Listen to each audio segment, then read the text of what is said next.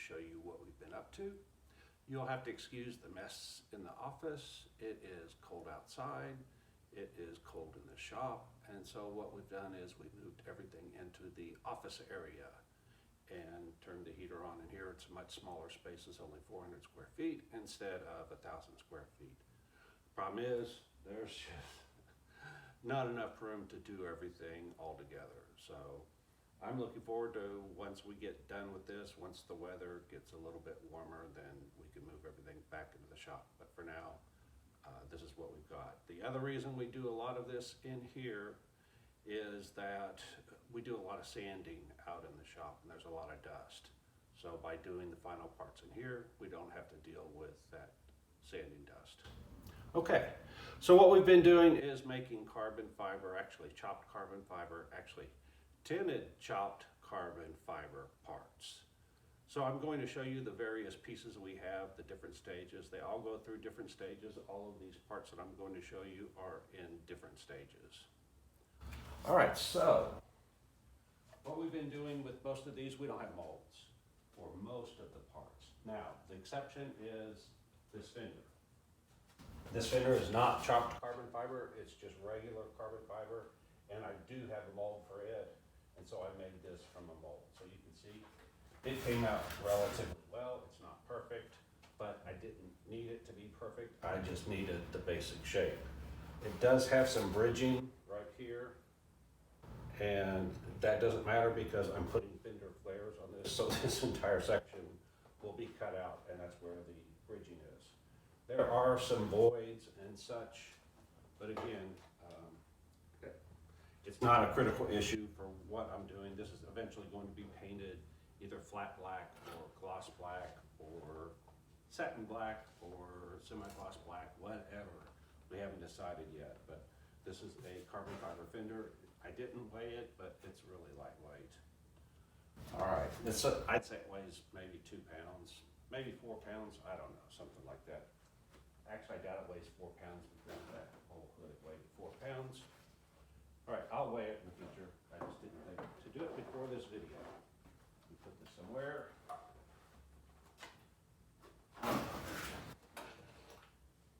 That's one part. So if we've got a mold, and we're not using vacuum, we're not using infusion, we're not doing any of that. We're just sticking the part in the mold and using paintbrushes and squeegees and rollers, all to get the carbon fiber and epoxy on there. All right.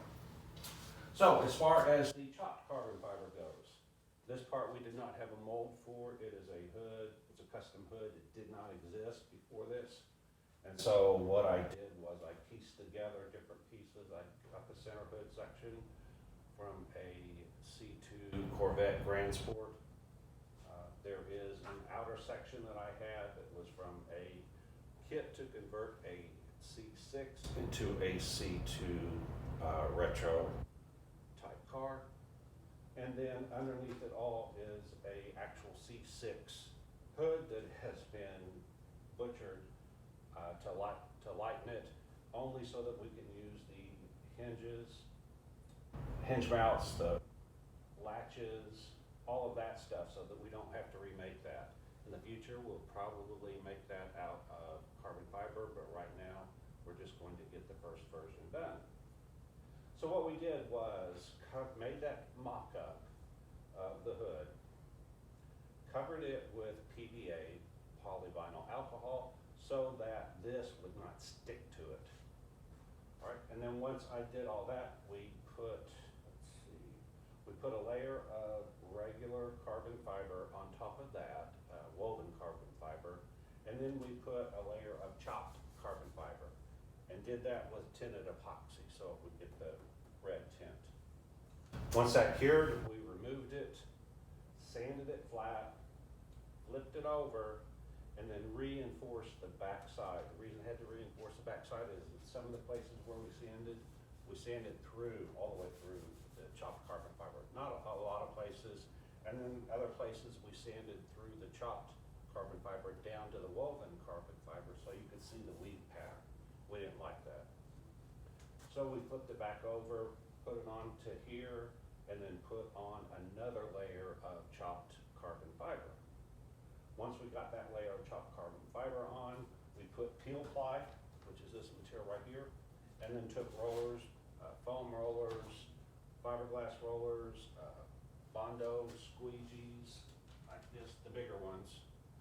And then we worked it as flat as we possibly could with that. Now, we waited a little bit too long, and so some of the high spots we just could not get to flatten out. Learned our lesson, do that a little bit quicker. All right, so that's what we've got. We've got the peel ply here. And those of you that aren't familiar with peel ply, it is specifically for that, to cover the surface. It keeps stuff from sticking to it. And so once it is cured, you can take the peel ply and peel it off. Now, there are little light colored spots. All of those are air pockets. Again, we were a little bit late in getting this, so we couldn't get all of them out. So what they do is they end up being little divots in the surface that we will have to come back and patch, repair. Our fault for waiting. Okay, so once we've got all of this down, then we're going to do a quick, well, there's two options. One, we can sand it. Or the other option is just put on more epoxy and don't sand it. 6 of one, half a dozen other. I'm inclined to put another layer of epoxy on it for the simple reason that I don't like sanding carbon fiber. And so you have two choices. You can either sand the high spots down or you can fill the low spots. So by putting epoxy in, we're filling the low spots. By sanding down, we're sanding down the high spots. Again, I don't want to take the risk of sanding through, and so in the interest of safety and not having to rework something, I think I'm just going to put another layer of epoxy on there.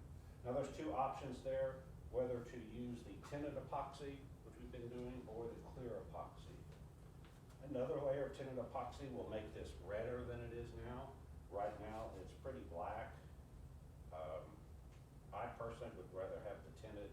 I'm not sure, I'm going to decide later which to do. Doesn't matter, it's just whether or not I add tint to the epoxy when I put it on there. Okay, after we've sanded it, that's the first stage, is just getting the part there with some carbon fiber behind it and the tinted chopped carbon fiber on top. A layer of carbon fiber, and then the chopped carbon fiber is the minimum you can do and have something be substantial enough, and then from there you can add more.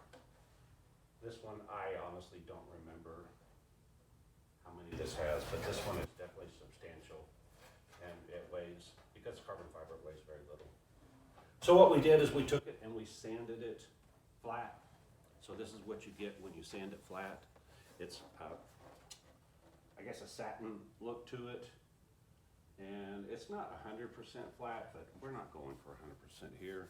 And the other thing is, all of this has to be clear coated anyway. And I also have some clear primer. I've never tried it. It's very hard to find, but I found it. It's very expensive too. It's $400 a gallon.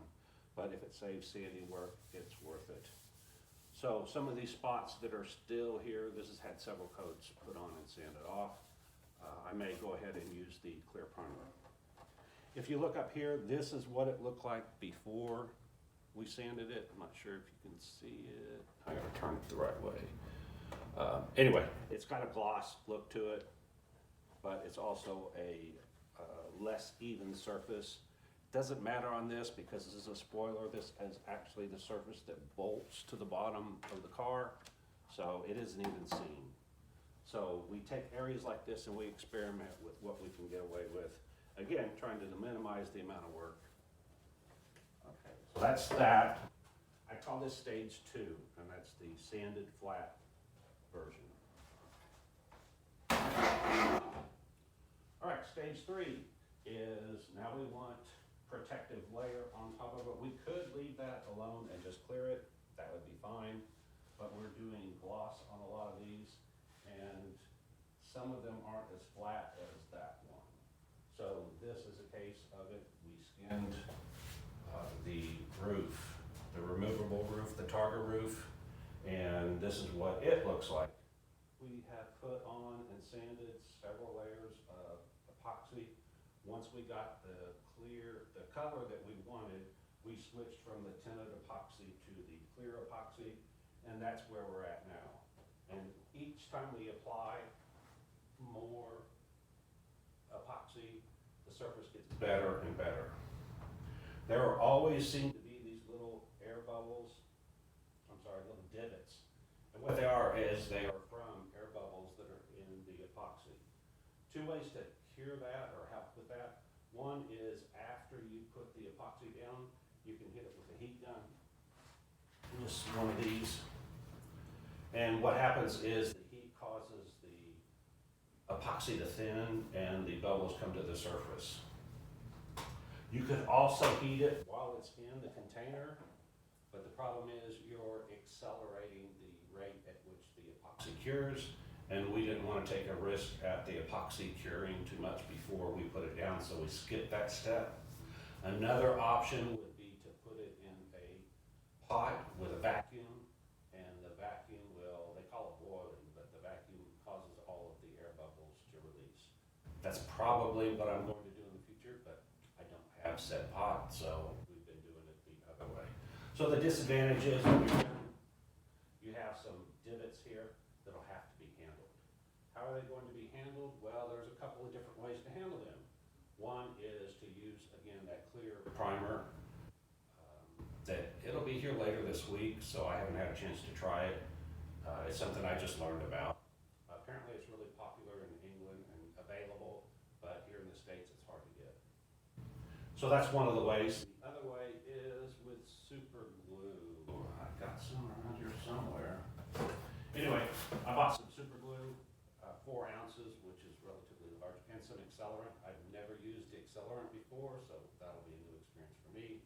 But what you can do is you can go to each one of these individual divots and you can put the super glue in there and it dries and cures clear and can sand and works. So that's another option. I'm only going to do that when I get down to a few of the pockets.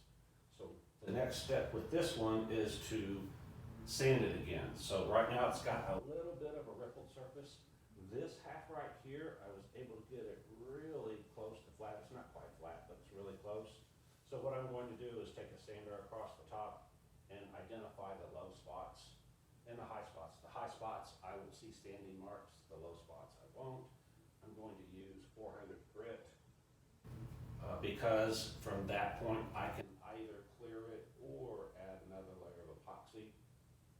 The epoxy I'm using has a 72-hour window there where you don't have to sand it. And so we're making sure that we do everything within that 72-hour window so that we don't have to sand it. So that way it doesn't matter if I've sanded some spots, I haven't sanded others, doesn't matter. I can put on another layer of epoxy. If we are outside of that 72-hour window, then all those low spots that will still be shiny, I have to go off and rough them up to ensure adhesion with the next layer of epoxy. So this side is pretty good. That side still has some ripples. I'm not sure if the camera angle is what you use to see the ripples. Not sure if you can see them or not. But again, sand it as best as we can or as much as we decide we want to, and then put on another layer of epoxy.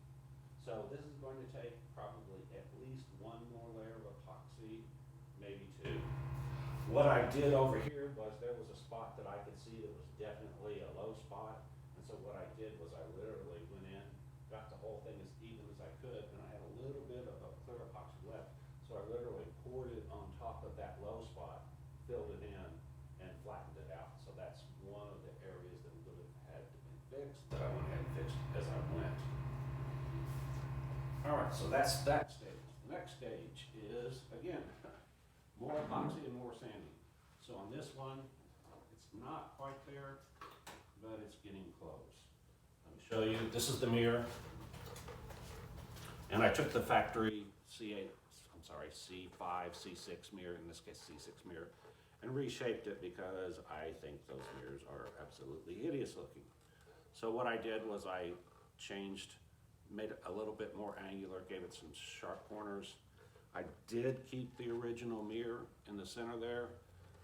Probably a mistake, but I just said, you know, I just want this to work for the first version. So that's what this is.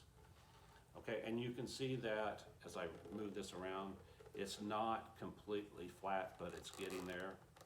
So again, I don't even know if I need to sand this at all. I don't think I do. It's on there.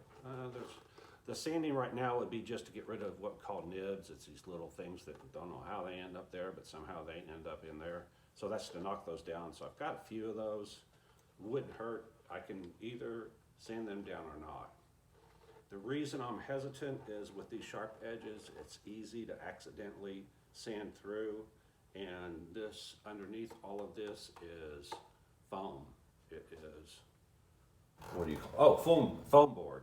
Buy it at Walmart for $1 a sheet for a square. And so I took foam board and made this shape from scratch. And so if I sand through, that white foam board is what shows.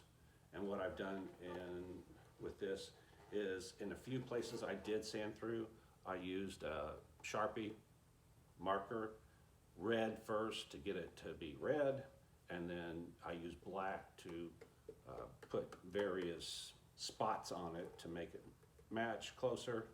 And then what I did was I put some black down and then smeared my finger across it to darken up the red, because the red was pretty bright. So I'm not sure if you can see it in this picture, but there's a spot right there where it's a little bit brighter. Luckily, this is the bottom side, so if you're looking at the car like this, you really don't see that, so I didn't worry about it. All right. And then we have the almost final or maybe final stage, depending on what we decide. And again, this is just a series of putting on layers of clear epoxy until we get rid of all of the little divots and defects that are on the surface. This is not perfect. There's still a couple of little divots. So the choice is whether to sand it off or to use the super glue or to use the clear filler. Haven't decided which, but this is not completely done, but it's really close. Not sure if you can see the color. I can definitely see the reflection from where I am. But anyway, that's where we are now. So that is the process to go through and do all of this. Why am I doing all of this? Well, cost. Just to get carbon fiber parts, first off, some of these don't exist. This hood doesn't exist, so I have no choice. I have to make it. Could probably get a carbon fiber roof, but it would be regular carbon fiber. It would not be the chopped carbon fiber pattern. Definitely wouldn't be tinted. Same way with the mirrors. Those mirrors don't exist like that. Same way with the gas cap. So one is to get something that doesn't exist, but two is cost. Let's see, the back hatch is in the back. I priced the back hatch, and a carbon fiber back hatch was going to be somewhere between $4,500 for a fiberglass version and $5,500 for a carbon fiber version. And again, it would just be regular carbon fiber instead of the chopped and tinted. So I made it myself. Probably have less than $500 in material in the whole thing. And then, of course, the hours that it takes to get through all of these stages. So depending on what you consider your time worth, either it's a money savings or maybe a wash, up to you. But when you're done, you learn how to do this. And then once we make a mold off of these, you can see that it took relatively little time to do that fender, and it could have easily been done in tinted chopped carbon fiber, and I would end up with the exact same results, except it would be tinted chopped carbon fiber. Okay, that is all I've got. So, like, subscribe, hit the alert, hit the things if you want to donate, share this thing, and if you don't like what we're doing, you don't know jack. Bye.